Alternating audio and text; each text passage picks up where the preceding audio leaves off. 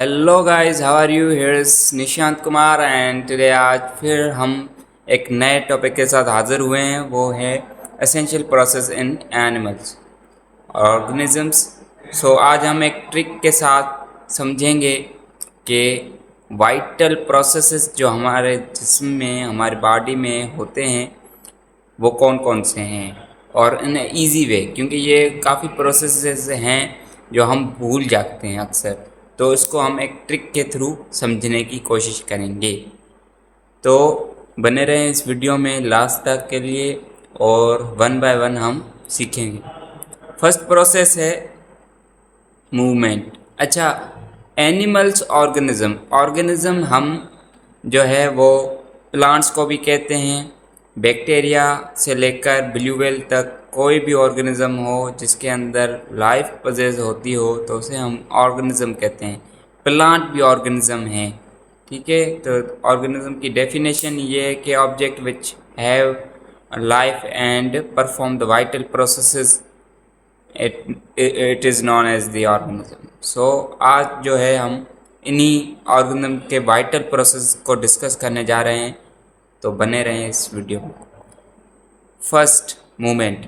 Movement वो process है, characteristic है लिविंग ऑर्गेनिज्म का, जिसमें ऑर्गेनिज्म ट्रांसलोकेट होता है, रीलोकेट होता है, एक जगह से दूसरी जगह तक मूव करता है for the foraging of the food, for mating purpose, for searching, for defending their territory, for fighting. तो वो ऑर्गेनिज्म मूवमेंट करता है। विदाउट मूवमेंट डिफ़िकल्ट होता है किसी भी ऑर्गेनिज्म का उसके एनवायरनमेंट में सरवाइव करना। तो it is very important feature, it is very important characteristic. Then respiration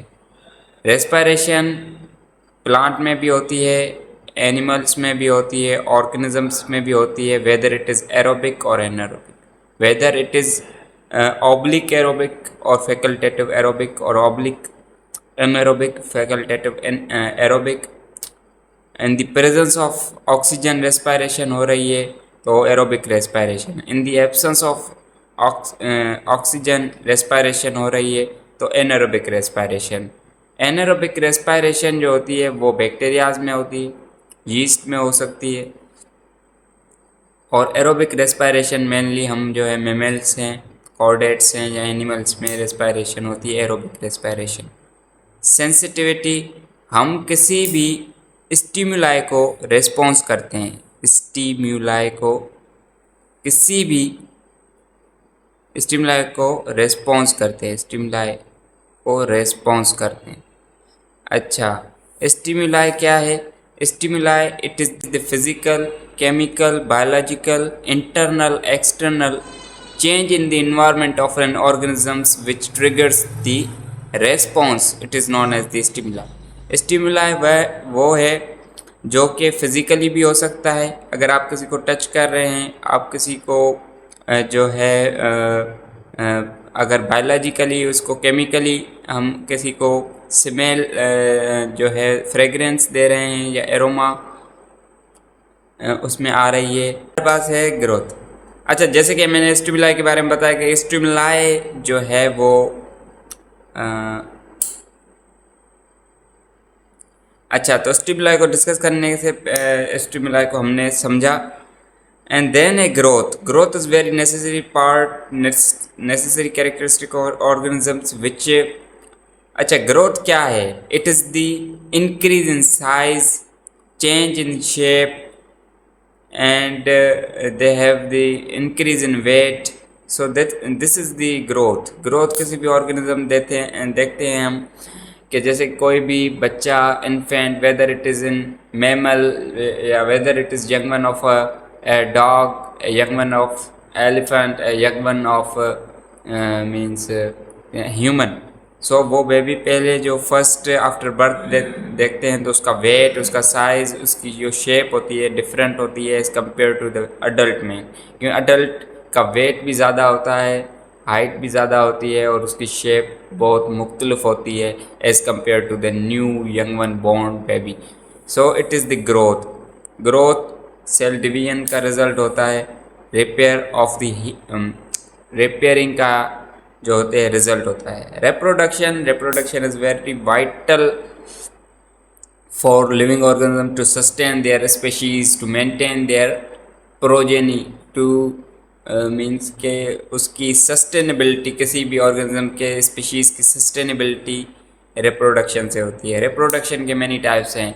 reproduction asexual भी होती है, रिप्रोडक्शन सेक्सुअल भी होती है। सेक्सुअल रिप्रोडक्शन एनिमल्स में होती है, मेमल्स में, कॉर्डेट्स में होती है।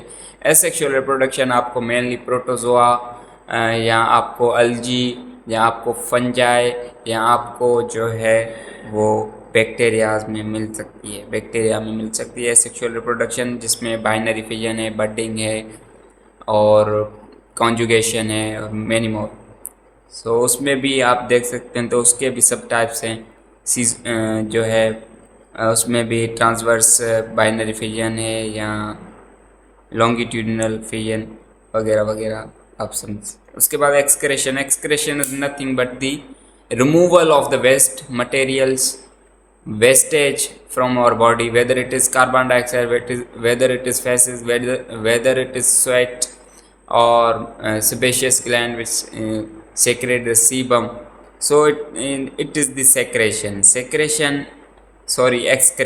excretion होती है, मीन्स वाइप आउट करना, रिमूव आउट करना, एक्सपेल करना बहुत सारे वेस्ट प्रोडक्ट्स को हमारी बॉडी में जो वेस्ट होते हैं उनको रिमूव आउट करना from the body to the environment. It is known as excretion. It is very vital for the homeostatic. Without excretion it is very complication. It might lead to the fatal lead to the death of an organisms because excretion disturb करती है।